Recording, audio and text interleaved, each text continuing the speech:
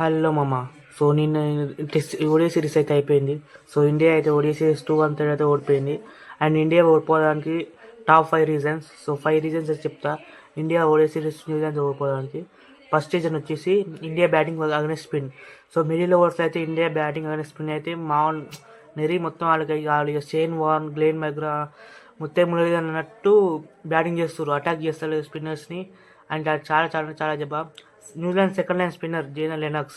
So అతనికి అయితే single ఆడతలేదు. 300 400 కొడుతురు. So ఇదైతే కష్టం. ఇట్లా ఆడితే మిడిల్ ఓవర్లో రన్స్ రావు అండ్ ప్రెజర్ పెరుగుతుంది. ప్రెజర్ పెరిగినప్పుడు అవుట్ అవుతారు. సో ఫస్ట్ రీజన్ అయితే ఇదే మా మిడిల్ ఓవర్లో బ్యాటింగ్ అయితే దారుణంగా ఉంది. అండ్ శ్రేయస్ అయ్యర్ అక్కడైతే స్పిన్నర్ని బాగా ఆడతారు. ప్లస్ శ్రేయస్ అయ్యర్ అయితే స్పిన్ బౌలర్ వచ్చేదానికి ఉంటలేడు, అవుట్ అవుతుంది ఫాస్ట్ బౌలర్కి. ఇదైతే మెయిన్ రీజన్. సో స్పిన్నర్లు అయితే మంచి స్పిన్నర్లు అయితే మంచి ఆడతలేరు. ఓన్లీ క్రీజ్ నిలబడి ఆడుతారు. సో స్టెప్ అవుట్ అయ్యి అగ్రెసివ్ ఆడదాం, reverse sweep. And second point వచ్చేసి New Zealand batting in middle overs. So వాళ్ళైతే స్పిన్నర్స్ అగ్నెస్ట్గా చాలా అంటే చాలా మస్తు ఆడుతారు. సో స్వీపులు, రివర్స్ స్వీపులు, స్టెప్ అవుట్ అయ్యి ఈ లాఫ్ట్లు, ప్యాడల్ స్లీప్లు ఇవన్నీ అయితే ఆడుతారు. సో ఇదైతే ఇండియా స్పిన్నర్స్కి అయితే లైన్ అండ్ లెంత్ పట్టుకోవడానికి చాలా అంటే చాలా కష్టమైంది. అసలు వచ్చి ఇండియన్ స్పిన్నర్స్ని ప్రజలు పెడుతారు. సో కుల్దీప్ మెయిన్గా మీరే చూసారు. కుల్దీప్ యాదవ్ అయితే ఈ సిరీస్లో అయితే మొత్తం ఆడినరి. సో కుల్దీప్ యాదవ్ అయితే టార్గెట్ చేశారు. సో ఆయన అయితే ఎక్కువ ఎక్స్పెక్ట్ చేయలేదు. ఎందుకంటే Kuldeep Yadav number 1 wicket taker. అందరు కుల్దీప్ యాదవ్ని ఓవర్స్ అయిపోగొట్టి వేరే బౌలర్ని అటాక్ చేద్దామని చూస్తారు. కానీ న్యూజిలాండ్ అలా కాదు. కుల్దీప్ యాదవ్ని అటాక్ చేసింది. అండ్ కుల్దీప్ యాదవ్కి ఏం అర్థం కాలే. సో అర్థం కాలే, ఇష్టం వచ్చని కొట్టిరు 700తో. సో ఇదైతే ఇంకోటి. అండ్ థర్డ్ వచ్చేసి ఇండియా. ఇదైతే గ్రౌండ్లో కనిపించదు ఈ రీజన్. అండ్ ఇంకో రీజన్ వచ్చేసి అది కోచింగ్ స్టాఫ్.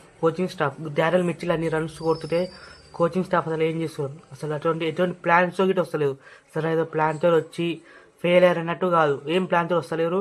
ఆ పని ఎప్పటిలా వస్తుండు, సెంచరీ కొడుతుండు, పోతుండు. ఫస్ట్ మ్యాచ్లో 80+ కొట్టిండు, సెకండ్ మ్యాచ్లో సెంచరీ కొట్టిండు, అప్పుడేం ప్లాన్ లేదు. థర్డ్ మ్యాచ్లో మళ్ళీ సెంచరీ కొట్టిండు, అప్పుడేం ప్లాన్ చేయలేదు. సో ఏమైనా ప్లాన్ చేసి అరే ప్లాన్ దగ్గర వేసినాం కానీ వర్కౌట్ కాలే అన్నట్టు లేదు, ఏం ప్లాన్ వేస్తలేరు కోచింగ్ స్టాఫ్. ఇదైతే ప్లేయర్స్ అనటం లేదు. So coaching staff online system అనాలి. సో ఎందుకు ఏం ప్లాన్ లేదు డారెల్ మిచెల్కి, అది ఎందుకు అటాక్ చేస్తుండు స్పిన్నర్స్ని, ఎట్లా అటాక్ చేస్తుండు, తన వీక్నెస్ ఏంటి, ఇవన్నీ ఏం కొత్త ప్లాన్తో రాలే. ఆ కొత్త ప్లాన్తో వచ్చి ఫెయిల్ అయితే ఒక తీరుగుంటుంది. అసలు ఏం ప్లాన్తో వస్తలేరు, మామూలు వస్తారు, వేస్తారు, కొడుతురు, పోతురు అన్నట్టే ఉంది.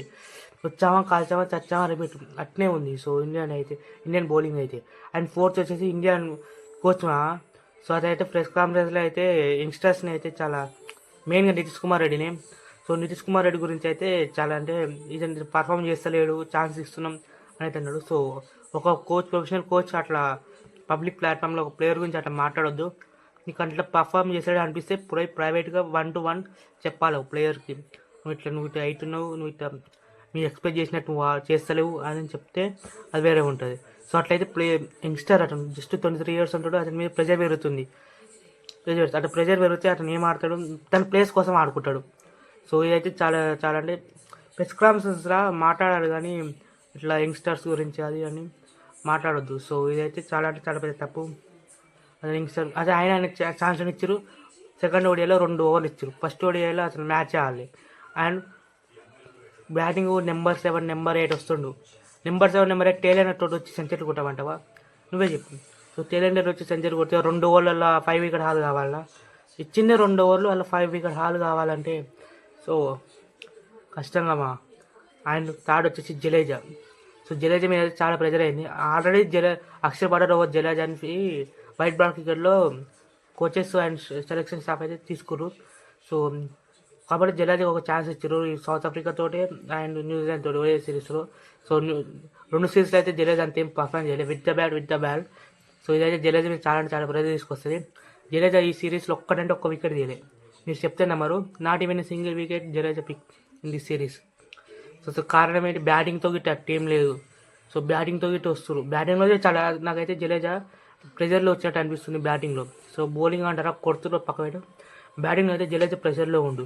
సో తన మీద కొట్టాలి, రన్స్ కొడతలేను నేను, రన్స్ కొట్టాలి అన్నట్టు ఆడుతుంటే అనిపిస్తుంది. సో అదే మెయిన్ రీజన్. సో ఇవైతే 5 reasons మా. అండ్ లాస్ట్ రీజన్ వచ్చేసి ఇండియా ప్రిపేర్ కాలే ఎల్గా.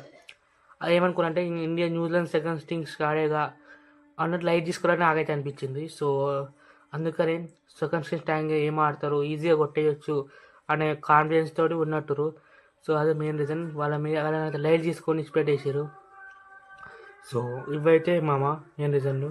అండ్ ప్రిపరేషన్ మంచిగా లేదు వాళ్ళైతే. సో సెకండ్ స్ట్రింగ్ స్టాండేగా వీళ్ళు ఏం ఆడతారు అన్నట్టు ఉంది. సో ప్రిపేర్ మంచిగా లేదు. And Gautam Gambhir press conference రావాలి, మాట్లాడాలి. సో నేను గౌతమ్ గంభీర్ నేను అంటలేను, మొత్తం స్టాఫ్ని, సెలక్షన్ స్టాఫ్నే అంటున్నా. సో అందరూ main reason. So Gautam Gambhir ఒక కంటెంట్కి ఏం లేదు. సో హోమ్ సిరీస్ ఓడిపోతే కోచింగ్ మాత్రం ఏమంటామా, ఇది ఎక్స్పీరియన్స్ ప్లేయర్స్ వాళ్ళందరూ ఉన్నప్పుడు. సో గౌతమ్ గంభీర్ అన్నకి ఏం లేదు. అండ్ నేను ఒక వీడియోలు చూస్తున్నా, గౌతమ్ గంభీర్ని ఫ్యాన్స్ ట్రోల్ చేస్తారు గ్రౌండ్లో. సో ఇది తప్పు.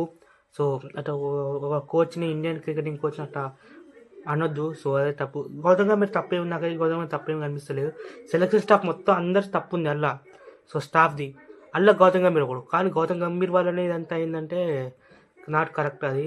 సో ఎందుకంటే విరాట్ కోహ్లీ, రోహిత్ శర్మ, కేఎల్ రాహుల్, జడేజా, కుల్దీప్ యాదవ్, రోహిత్ శర్మ వీళ్ళంతా ఎక్స్పీరియన్స్ ప్లేయర్సే. ఎప్పటిసందో ఓడిఐ క్రికెట్ ఆడుతున్న వాళ్ళే వీళ్ళంతా.